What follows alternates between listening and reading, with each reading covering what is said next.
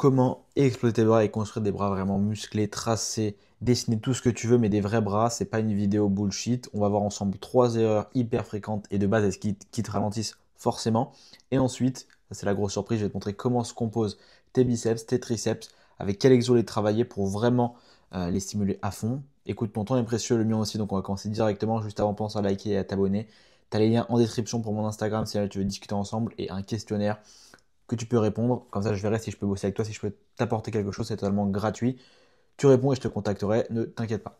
Alors, on commence directement avec l'erreur numéro 1. C'est de travailler tes bras en fin de séance. Actuellement, il y a sans doute 90% de chances que tu travailles tes bras en fin de séance et que tu ne les traites pas comme un vrai muscle. Okay, quand tu veux exploser tes pecs, tu les travailles en début de semaine, en début de séance avec un maximum d'exo, là où tu as le plus de jus. Pour le dos, c'est pareil. Alors pourquoi est-ce que les bras, tu les mets en fin de séance? Ça n'a pas de sens. Si tu as un point faible bras ou que tu veux les développer, tu dois les mettre en début de séance ou dans une séance à part entière. Si tu as un point fort bras, dans ces cas-là, c'est autre chose. Personnellement, j'ai un point fort bras, je les mets en fin de séance. Et même comme ça, j'ai quand même une séance dédiée aux bras pour continuer à les développer correctement parce que en fin de séance, tu es cramé. Tu les as sollicités en plus sur des mouvements de développé couché ou de rowing pour les biceps, tout ça. Donc, ils n'ont plus d'énergie. Erreur numéro 1 et qui est, je pense pour moi d'ailleurs la plus importante ici, c'est d'arrêter de les travailler en fin de séance, considère-les comme un muscle que tu as en point faible et que tu veux développer absolument et mets-les dans une séance à part entière. L'erreur numéro 2, c'est de simplement faire du curl ou des exos entre guillemets classiques. Alors oui, les exos classiques fonctionnent et tu vas voir qu'en vrai, je t'ai mis des exos assez classiques, mais il faut aussi que tu les travailles en exos polyarticulaires, sur des gros exos où tu peux mettre assez lourd, où il y a vraiment cette notion de tension mécanique, parce que juste faire de l'isolation des petits curls par-ci par-là, c'est pas ce qui va te permettre de développer tes biceps. Quand tu veux t'exploser les pecs, tu vas pas juste faire de l'écarté à la poulie, tu vas faire du développé couché, du développé incliné, et tu vas charger lourd et aller proche de l'échec. Les bras, ça doit être pareil. Et en fait, c'est un peu lié aussi à l'erreur numéro 1. Tu dois considérer tes bras comme tous les autres muscles et les travailler de la même manière. Les principes sont les mêmes pour tous les muscles. Les exos sont différents, mais le principe est le même. L'erreur numéro 3, c'est négliger les triceps. Les triceps, ça représente 2 tiers de ton bras. Et le tiers restant, c'est les biceps. Donc, si tu veux vraiment exploser tes bras, c'est les triceps que tu dois prioriser. Tu ne dois pas négliger les biceps, bien sûr, parce que ça permet vraiment de compléter justement tes bras et avoir vraiment ces bras qui ont un aspect complet. Mais tu dois mettre vraiment l'intensité sur les triceps si tu veux les faire grossir, parce que c'est les triceps qui prennent le plus de place. Maintenant que tu as vu ces trois erreurs et que tu ne les feras plus, je l'espère, on va directement passer à la composition de ces muscles, des biceps et des triceps, et comment les travailler avec de bons exos pour, euh, pour les développer. Ne quitte pas la vidéo, ok, écoute bien tout ce que je vais dire, c'est très important parce qu'il y a des nuances à comprendre. On commence directement avec les biceps. Donc, tu as la longue portion ici qui est vraiment au niveau du pic du biceps. Tu as la courte portion ici. Et en dessous, tu as tous les muscles sous-jacents, le brachial antérieur, tu as aussi le brachio-radial qui est aussi très important. Moi, s'il y avait un exo que je devrais mettre, si jamais j'avais un point faible bras ou vraiment un point faible bras chez quelqu'un que je voudrais aider, ce serait des tractions prise supination. Donc avec les paumes de main vers toi. C'est bien ça, je vérifie juste. Ouais, c'est ça. Parce que même moi, je confonds des fois supination, pronation. Parce que c'est un exo polyarticulaire où il y a vraiment une forte tension d'étirement. Enfin, c'est vraiment un super exo pour les biceps. Donc, mais les tractions supination, en vrai, c'est un super exo. Maintenant, pour vraiment isoler, enfin mettre l'accent sur les différentes portions de tes biceps, tu as le curl incliné pour la longue portion. La longue portion, selon les études, elle est un peu plus sollicitée lorsque ton coude est légèrement en arrière de ton buste. Donc tout ce qui est curl incliné, que ce soit sur un banc, vraiment je le fais sur un banc parce que tu as plus de stabilité, mais tu peux le faire aussi à la poulie en mettant vraiment les coudes en arrière. Tu vas solliciter un peu plus la longue portion. À noter que, bien évidemment, sur tous les mouvements de curl, tu vas solliciter l'entièreté de tes biceps, mais en choisissant une position ou une prise plutôt qu'une autre, tu vas un peu plus mettre l'accent sur une certaine partie. Et c'est pareil pour les triceps, et c'est d'ailleurs pareil pour aussi tous les autres muscles du corps. Pour le brachioradial et le brachial antérieur, donc vraiment les muscles en fait sous-jacents, pas directement ces muscles-là, mais tu as le curl marteau. Ok, bon ça je suis sûr que tu le connais, c'est du très classique. Tu peux le faire assis, tu peux le faire debout, tu peux le faire à la poulie. Personnellement, j'ai une préférence pour aux haltères et debout.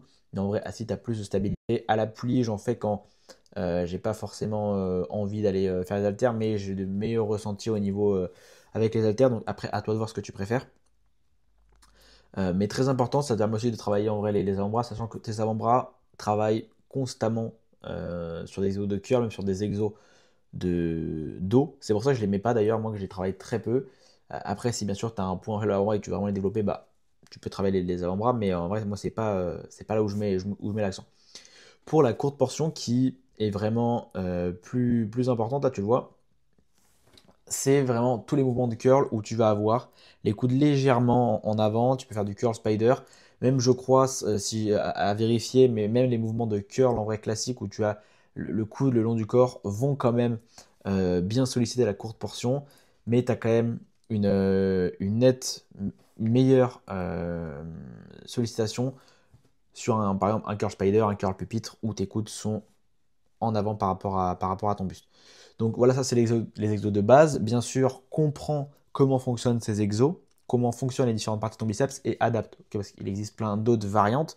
Du moment que ça respecte ces critères que je t'ai dit, bah, en vérité, s'il n'y a pas de douleur et si ce n'est pas des exos sortis de nulle part, qui ne sont pas totalement débiles, bah, en vrai, tu peux les faire. Là, c'est vraiment des exemples d'exos. On passe maintenant au triceps. C'est exactement la même façon de fonctionner que les biceps. Je ne vais pas me répéter, mais vraiment, le but, c'est d'aller chercher une meilleure, comment dire, les meilleurs angles pour travailler les différentes portions. Mais dans tous les cas, tu vas travailler tout ton triceps sur tous les exos. Ok. Donc ici, tu as ton triceps, tu as le chef long, le chef latéral, mais qui est aussi appelé le vaste externe. Le chef médial qui est aussi appelé le vaste interne. Tu les appelles comme tu veux. Et en vrai, comment ça se compose? Moi, je trouve ça quand même un peu plus simple que les biceps. Pour le chef médial et chef latéral, ils vont très souvent, même le chef médial, enfin du coup le vaste interne, pardon, va être très sollicité dans pratiquement tous les exos. Ok, peu importe la, la position, tout ça. Donc, pour vraiment cibler chef médial, chef latéral, en vrai, moi je te conseille le JM Press qui est un super exo. Donc, JM Press que tu fais à la Smith Machine. Je te laisse regarder sur internet si jamais tu connais pas cet exo. C'est un exo vraiment que je trouve très propre, sincèrement. Tu as aussi les extensions à la barre, les extensions à la corde ou même du carter extension. C'est vraiment des extensions de base. C'est l'exo de base, mais qui est très complet et qui travaille super bien vraiment le chef latéral et le chef médial. Pour la longue portion, qui est bah, du coup la plus grosse portion de ton triceps avec le chef latéral, c'est les extensions au-dessus de la tête. Les études ont montré du coup qu'il y avait un plus gros étirement quand du chef long quand ton coude est au-dessus de la tête. Donc ça peut être des extensions au-dessus de la tête,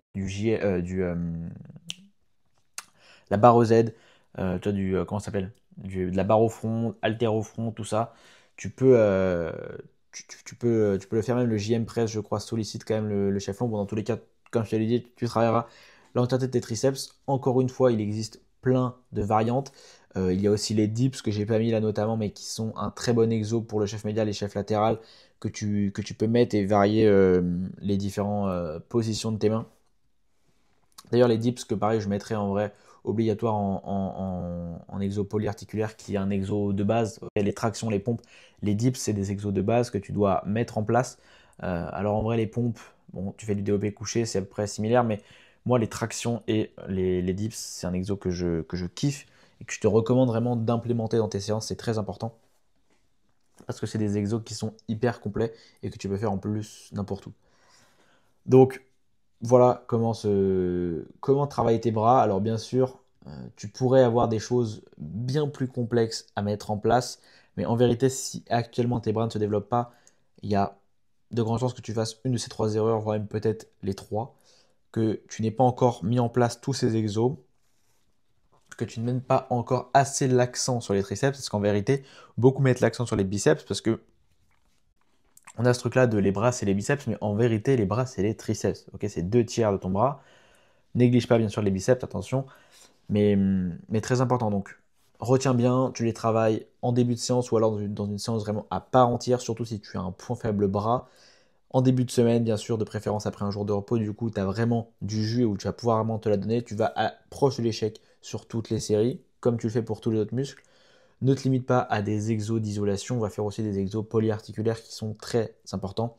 Comme je t'ai dit, ne néglige pas les triceps, respecte un peu le, les différentes inclinaisons, positions de tes bras pour stimuler vraiment toutes les parties de ton biceps et de tes triceps pour avoir un travail qui est complet et qui est vraiment chirurgical sur tes muscles. Et voilà, écoute, je te laisse réserver, enfin plutôt remplir le questionnaire qui est dans la description. Encore une fois, c'est gratuit, c'est pour voir si on peut faire un appel ensemble, discuter de comment améliorer tes objectifs, tes séances, tes entraînements. C'est totalement gratuit, donc fais-le, je te contacterai pour justement trouver un créneau disponible. Tu vas aussi venir me contacter sur Instagram si tu as des questions ou même venir t'abonner, c'est gratuit. Tu as des réels tous les jours sur la nutrition, sur les entraînements. Je te laisse aller checker mes autres vidéos YouTube. T'abonner aussi à cette chaîne, c'est très important. Je sors des vidéos très régulièrement. À l'heure actuelle, on est à une par jour. Donc abonne-toi et regarde toutes les autres vidéos que tu veux. Et je te souhaite une très bonne journée.